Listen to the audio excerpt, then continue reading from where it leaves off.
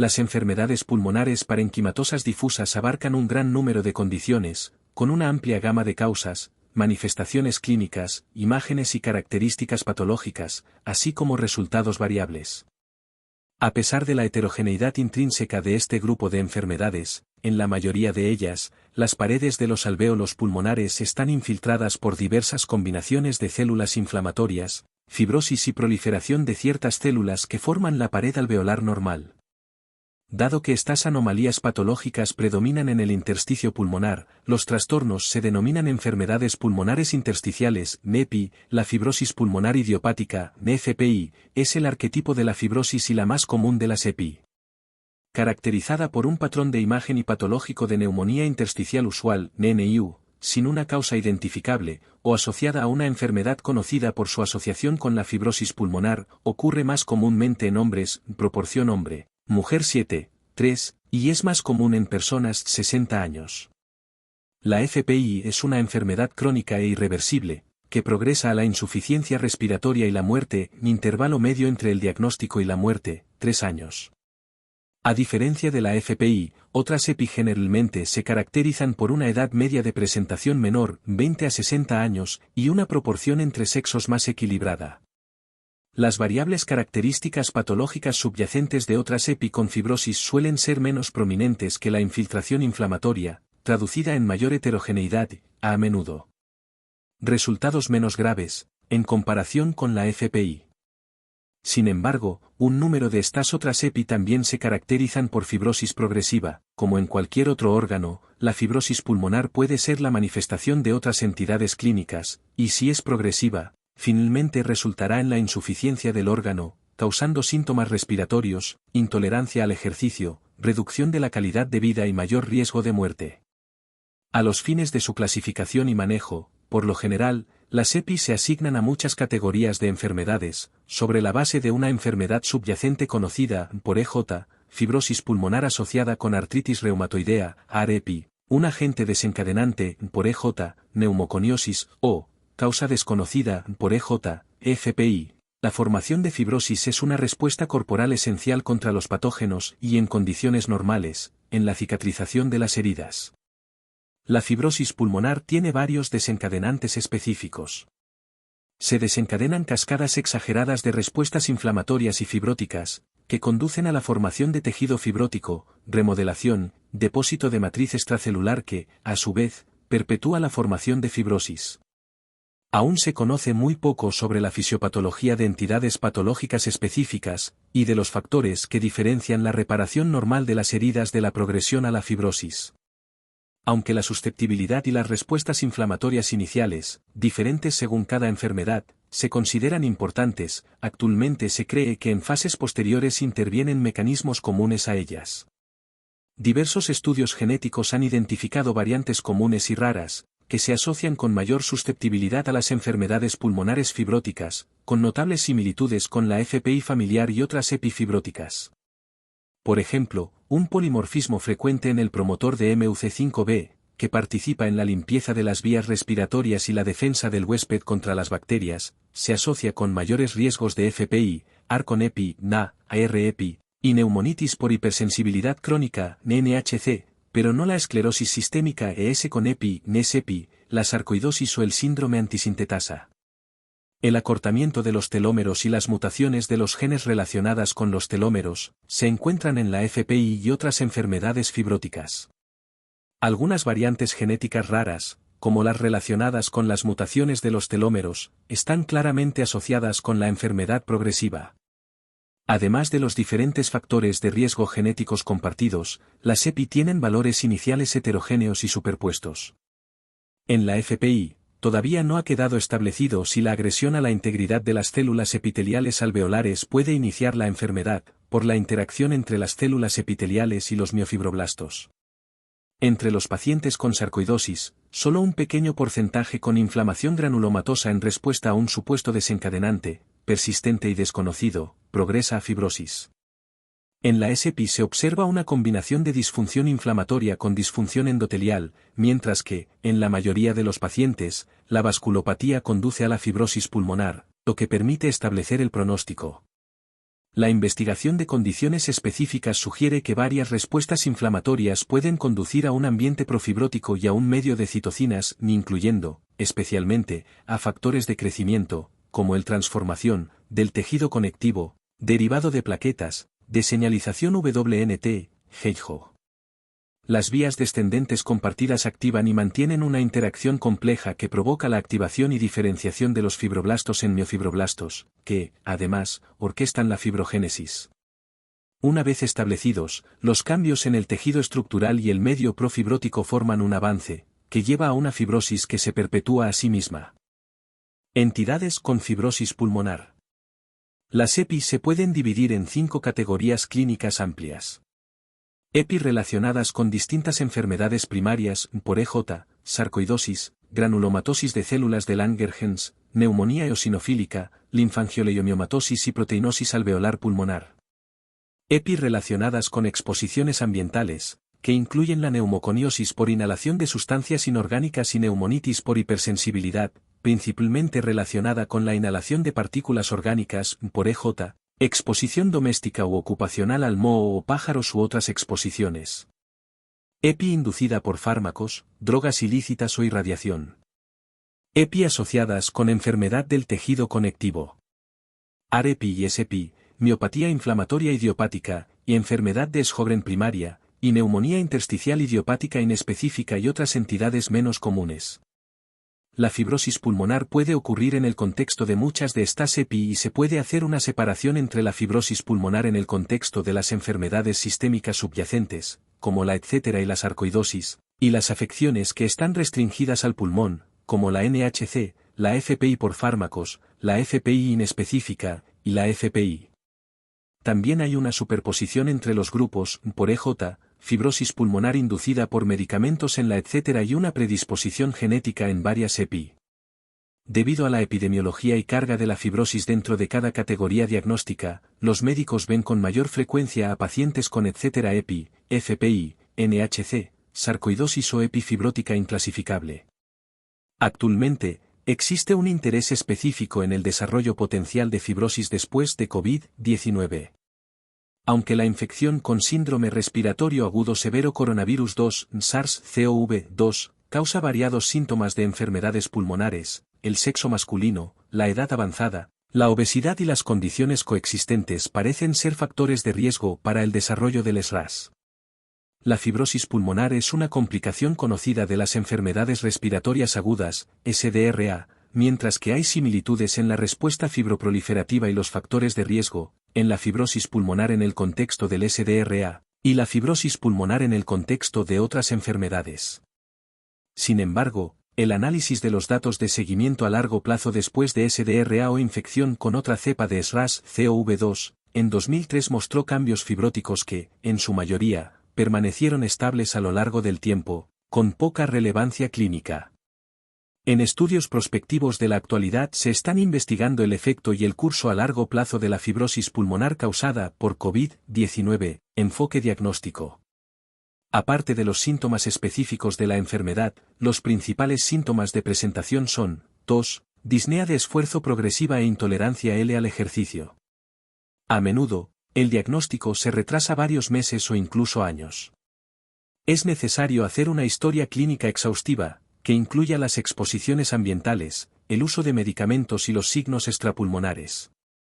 La auscultación pulmonar revela estertores crepitantes, también denominados velcro o crepitaciones, que indican fibrosis, aunque en pacientes con neumonitis por hipersensibilidad se pueden escuchar crujidos. El envejecimiento prematuro del cabello y las anomalías hematológicas pueden ser un signo de fibrosis relacionada con una telomeropatía. En la etc., la fibrosis pulmonar se puede desarrollar después de haberse diagnosticado la afección subyacente o antes de que aparezcan las manifestaciones extrapulmonares. Las manos, las articulaciones y la piel deben estar bien examinadas. Se recomienda realizar pruebas serológicas, incluso para anticuerpos antinucleares y antipéptido citrulinado. Si hay sospecha clínica de una enfermedad autoinmune, se recomienda consultar a un reumatólogo para proseguir con estudios más avanzados.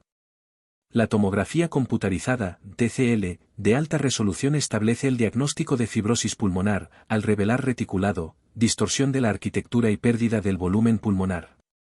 También se pueden identificar patrones sugestivos de causas específicas. El patrón de la NIU es el sello distintivo de la fibrosis pulmonar, observado con frecuencia en la FPI, la AREPI y la enfermedad avanzada, independientemente de la condición subyacente.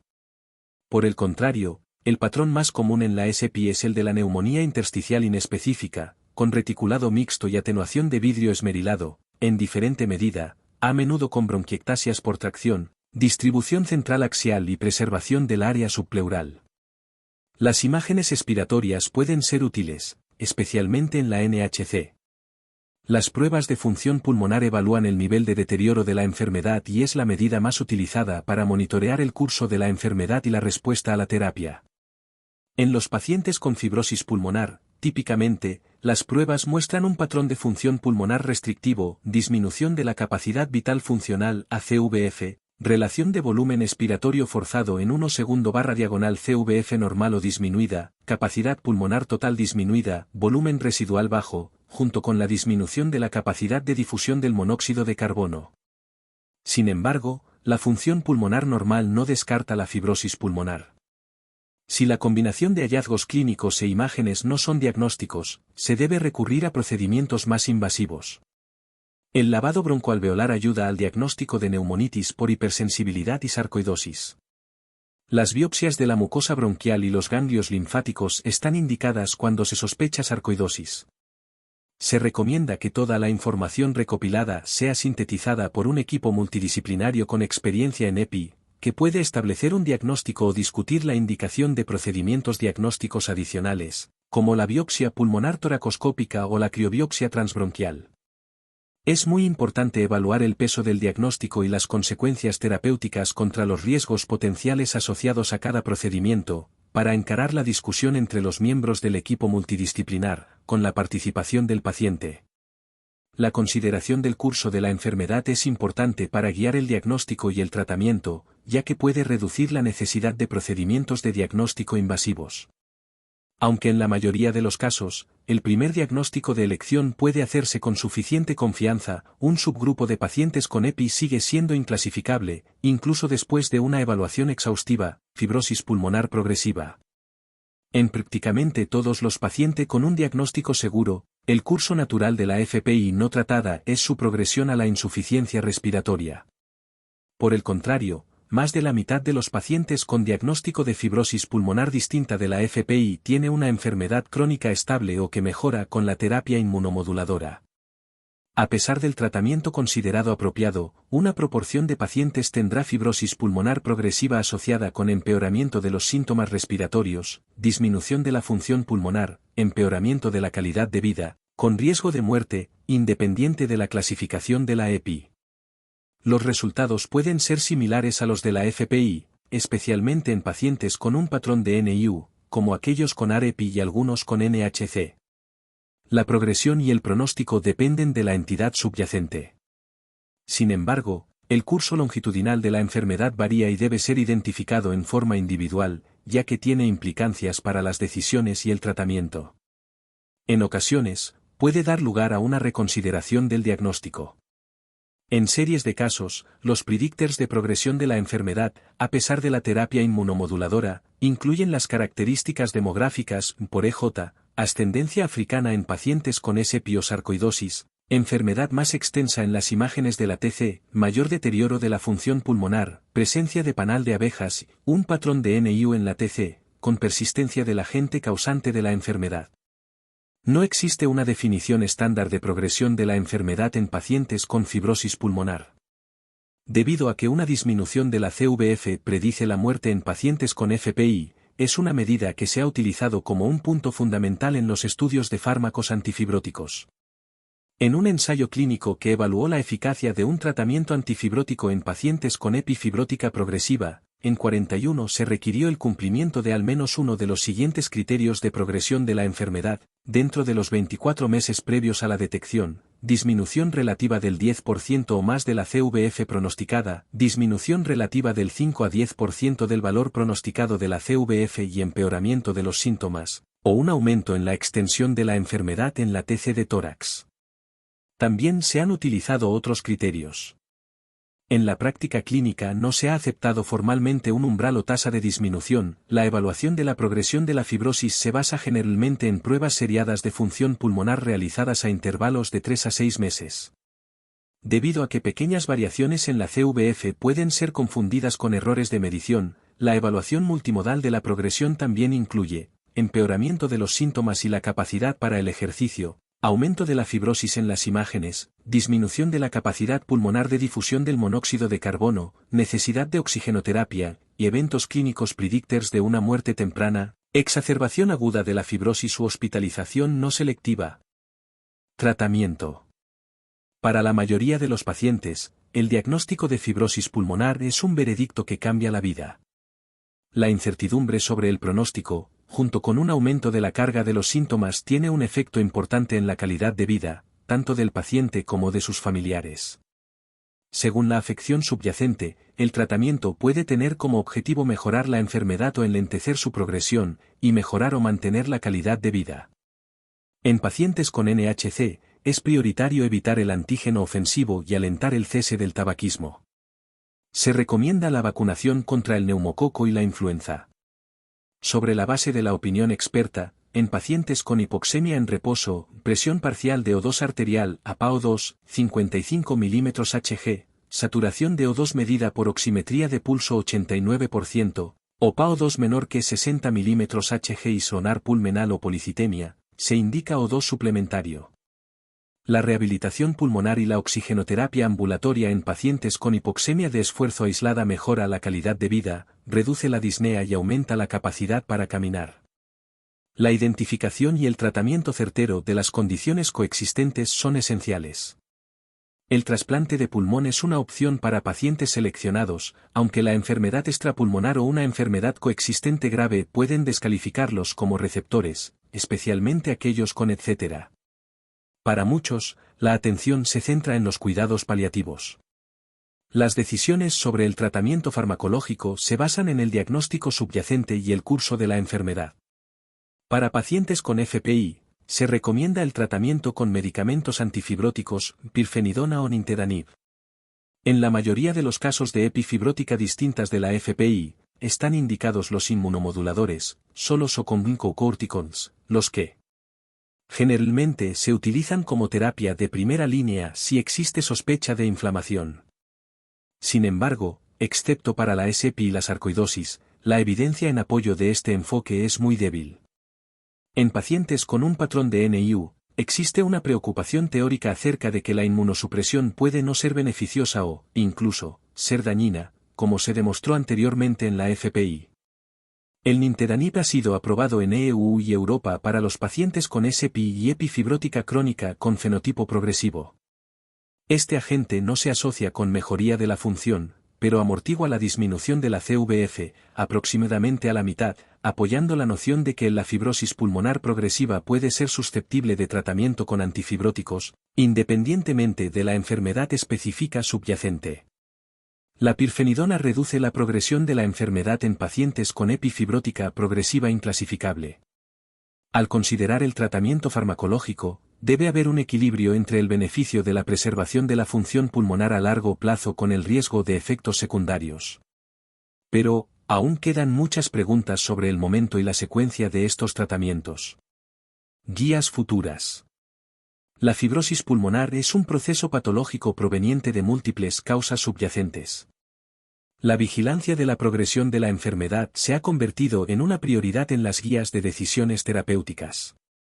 También se espera que en los próximos años se pueda contar con diferentes biomarcadores y novedosas técnicas, como los clasificadores moleculares, que puedan proporcionar más información sobre la evaluación y el seguimiento de la fibrosis, en comparación con la inflamatoria de la enfermedad progresiva, lo que resulta en más tratamientos dirigidos, individualizados, ya que es claro que un enfoque de talla única no se aplica al amplio espectro de enfermedades fibrosantes. Las investigaciones actuales pueden conducir a diagnósticos e intervenciones para prevenir, detener y, potencialmente, revertir el desarrollo de limitaciones de la vida motivadas por la fibrosis pulmonar. ¿Cómo vivir con fibrosis pulmonar idiopática? Recibir el diagnóstico de fibrosis pulmonar idiopática puede tener un gran impacto en nuestra vida y en la de quienes nos rodean. Pero aunque implica importantes cambios en la rutina y en el estilo de vida, este diagnóstico no significa que debamos frenar totalmente nuestra actividad. Lo que debemos hacer es adaptar nuestras actividades, su intensidad y ritmo, a las nuevas circunstancias de nuestro organismo, de manera que podamos mantenernos lo más en forma posible para afrontar cada día con esta enfermedad crónica. Claves para mejorar la calidad de vida en la fibrosis pulmonar idiopática: adaptar la actividad. La reacción ante un diagnóstico de fibrosis pulmonar idiopática es muy variada. Hay quienes abandonan sus actividades desde el primer momento por temor o abatimiento, y quienes no solo siguen con el mismo ritmo de vida sino que lo incrementan en un intento de ignorar la enfermedad. Pero con la fibrosis pulmonar idiopática no todos los días son igual de fáciles o difíciles, por lo que es importante aprender a darse tiempo, comprender que será necesario descansar con más frecuencia y adaptar las actividades y su intensidad a cómo nos encontremos en cada momento. Seguir una alimentación sana. Es recomendable reducir el consumo de alimentos ricos en grasas saturadas, sal y azúcar, e incorporar más frutas y verduras. También es importante evitar el sobrepeso, ya que puede empeorar la capacidad pulmonar y la disnea. Cuidar la salud emocional. Convivir con una enfermedad crónica como la fibrosis pulmonar idiopática puede causar ansiedad, irritabilidad, desánimo o incluso depresión. Controlar los pensamientos positivos, mantenerse activo y practicar técnicas de relajación puede ayudar a mejorar la salud emocional y mantener el optimismo incluso en los momentos complicados. Rehabilitación respiratoria. Ayuda a mejorar la capacidad pulmonar y la disnea, lo que a su vez hace que nos cansemos menos y sea más fácil afrontar las actividades cotidianas. Conocer a personas como yo. Aunque al recibir el diagnóstico de fibrosis pulmonar idiopática podamos tener la sensación de que estamos solos, hay muchas más personas como nosotros que superan cada día la enfermedad y con las que podemos compartir experiencias, emociones, dudas e inquietudes.